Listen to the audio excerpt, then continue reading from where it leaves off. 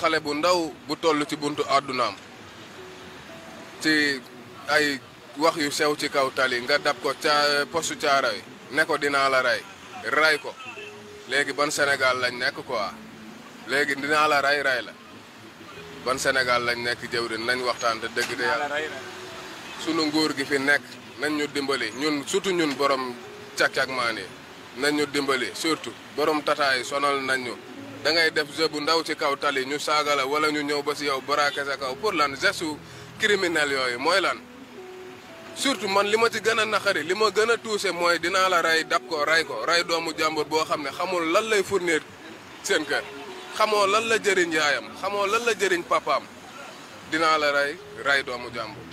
ray ko ci anam yoo xamante ni anam yu ñaaw la dem ba nga gisee deret bi wala kii xale bi après ci ay ñaataat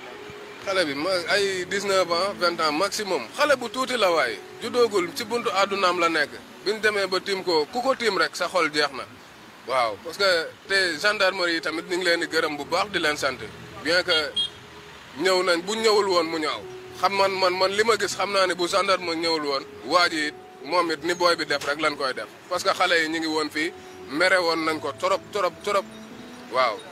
ñi ci gën a def seen liggéey nag mooy waa NMA parce que avant renfort di ñëw ñoom ñoo ko jël évacuer ko seen biir usine parce que bu ñu deful woon loolu tamit dina gën a ñaaw mais ñaaw na ba ci kanamu yàlla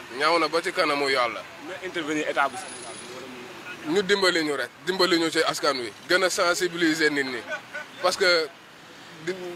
Sénégal daal doo comprendre quoi rey gi bari na